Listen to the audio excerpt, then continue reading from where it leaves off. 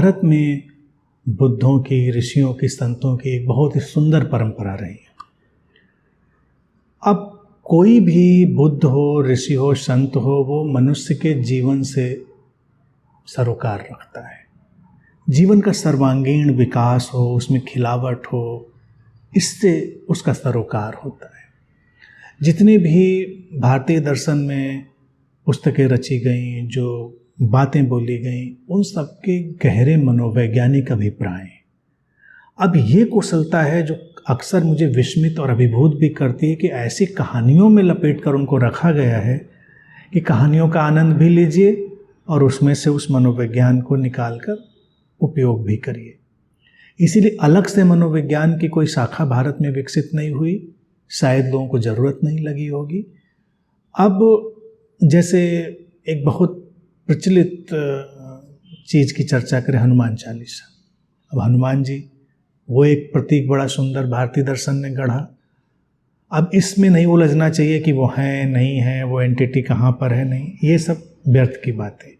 हमको आशय समझना है।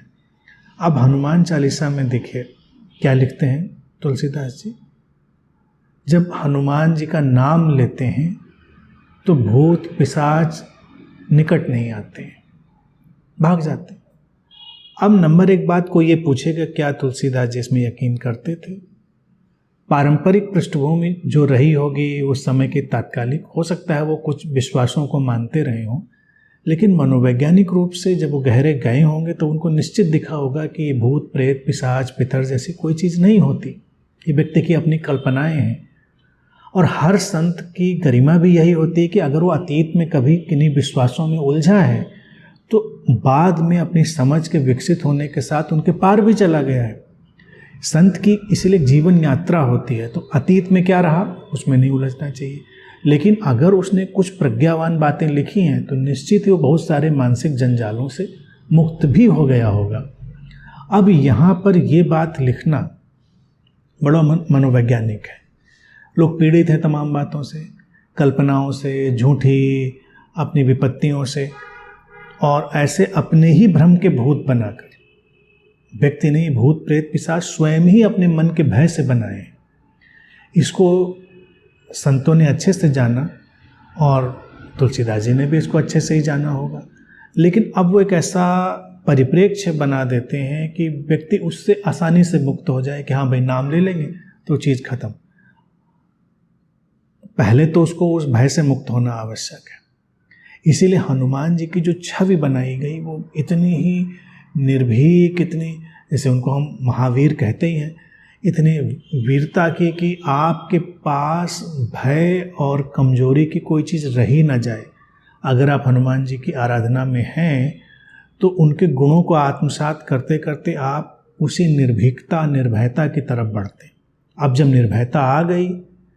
निर्भयता आ गई तो फिर तमाम तरह के विश्वास, मान्यताएं, धारणाएं वैसे ही गिर जाएंगी। अब कई लोग उस पर इस जिरह में पड़ जाएंगे बहस में कि हनुमान जी को तो ऐसी ऐसी कल्पनाएं उसमें दे दी जो संभव ही नहीं है, कि सूरज निकल गए। अब सूरज को कौन निगल सकता है? या एक बार में समुद्र को छलांग लगा के पार कर गए, तो कहाँ ऐसा संभव? तो लोग कहेंगे हनुमान जी के लिए संभव है। अब हनुमान का एक प्रतीक जो है वो एक बहुत अलग धरातल पर भी, उसकी भी हमने चर्चा की है जब एसोटेरिक रामायण पर हमने बात करी थी। रामायण के जो गुह्यार्थ हैं, अकल्ट और आंतरिक साधना से संबंधित, तब इन बातों को समझाया था। लेकिन उधर ना जाएं। लेकिन यहाँ पर भी एक मनोवैज्ञानिक ढांचा देखें, और कुशल ढांचा है।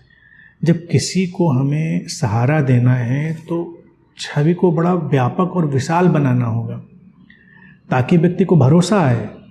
ये उसको कन्विंस करना है, सजेशन है ये। अगर यही कह दें अब कि ये चंपक चाचा इनको भूत प्रेत से बचाएंगे, तो किसको यकीन आएगा? वो कहेंगे अरे ये तो वैसे ही मरे पिटे हैं, ये क्या करेंगे? तो हमको बताना पड़ता नहीं इतनी ताकत है, ऐसा है वैसा है। अब व्यक्ति का अंतर्मन कन्विंस है कि ये जो एंटिटी है ये सक्षम है। पहला कदम उसने पूरा कर लिया, अपने मन को जो भय है उससे मुक्त होने के लिए तैयार करने में।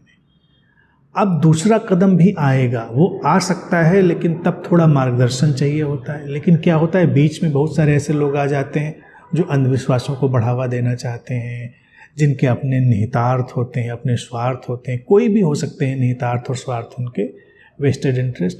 तब वो कहेंगे नहीं नहीं, अब अगर ऐसा नहीं किया तो ये तो भूत प्रेत पिशाच दोबारा पकड़ लेगा, तुम्हारे पितर जो हैं तुमको ये कर देंगे, वो कर देंगे। तो व्यक्ति फिर एक दुष्चक्र में उलझ जाता है। लेकिन संतों की मान्यता थी कि पहला पड़ाव तो पार करो, एक कांटे से दूसरा कांटा निकाला, अब अगला पड़ाव दोनों कांटे फेंकने का है। यानी कि निर्भय हो गए मन में, अब वो क्षमता चीज़ों को समझने की आ जाती है, उस समझ को लाने की क्षमता आ जाती है जब वो देख पाता है सीधे सीधे कि सब भ्रम था, कुछ था नहीं। अब वो अपने ही ऊपर हंस सकता है कि हम कैसे ही अपने ही मन के भ्रमों से, मन के ही बनाए भूतों, मन के ही बनाए प्रेतों से उलझ कर डर रहे थे। अब वो पार हो गया, अब वो सब कुछ से पार हो गया। जिस विचार से उसने इसको पार किया था उसके प्रति उसका सम्मान, श्रद्धा अभी भी बनी रहती है, लेकिन अब वो जान लेता है कि वास्तविकता क्या है, वो उपाय क्या था।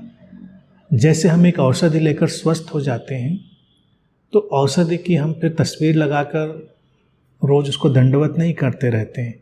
हमने जान लिया ये औषधि थी, और औषधि का सम्मान भी उतना ही है, क्योंकि औषधि को कूड़े में नहीं फेंकाएंगे, औषधि को हम कहीं अपमानित नहीं करेंगे। तो जो धार्मिक प्रतीकों में लोग उलझे रहते हैं, कहीं कोई उनका अपमान कर रहा है तो कहीं कोई अतिरेक में उनके प्रति कर्मकांड का, दोनों गलत हैं।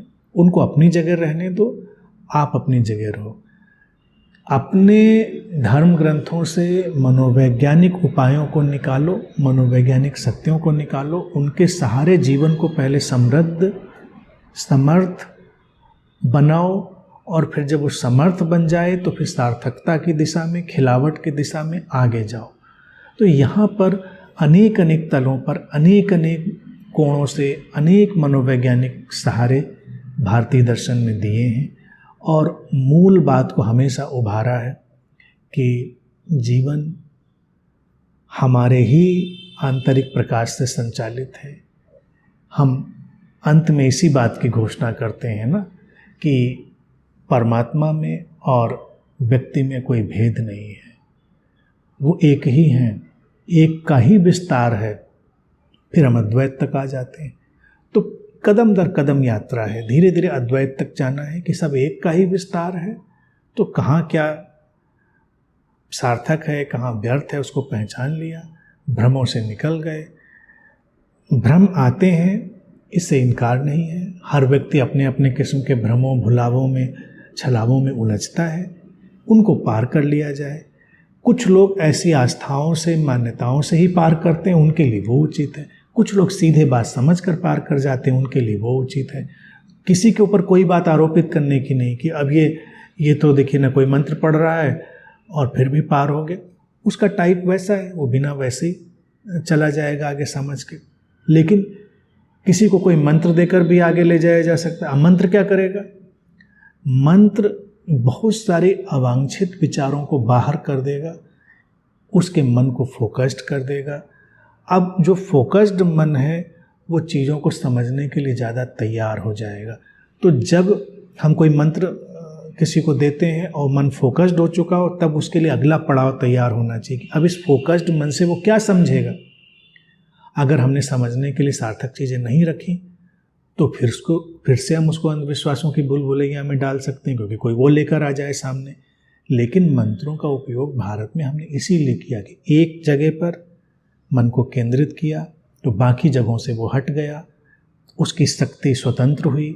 अब इस स्वतंत्र हुई शक्ति जीवन की स्पष्टता को और देखने के लिए मुक्त हो गई, जिसका सदुपयोग किया जा सकता है। वहीं पर गुरु का प्रवेश भी होता है, उसकी उपयोगिता भी होती है। वहीं पर जितनी सार्थक बातें उनकी भी उपयोगिता होती। तो ऐसे समझ के साथ अगर हम चलते रहते हैं, ना उलझते हैं, ना झगड़ते हैं, ना आरोप प्रत्यारोप में लगते हैं, तो जीवन ज़्यादा सुंदर बनेगा। सबका अपना अपना मार्ग है, बच्चे का अपना मार्ग है, आगे जाने पर उसका अपना मार्ग है। तो किसको कैसे समझाना है, ये भारतीय दर्शन में बड़े ही मनोवैज्ञानिक ढंग से इसको रखा गया है। और उतना ही अगर हम समझें, इस पूरे जीवन को एक गहरे मनोविज्ञान की तरह देखें, तो जीवन बहुत सरल हो जाएगा।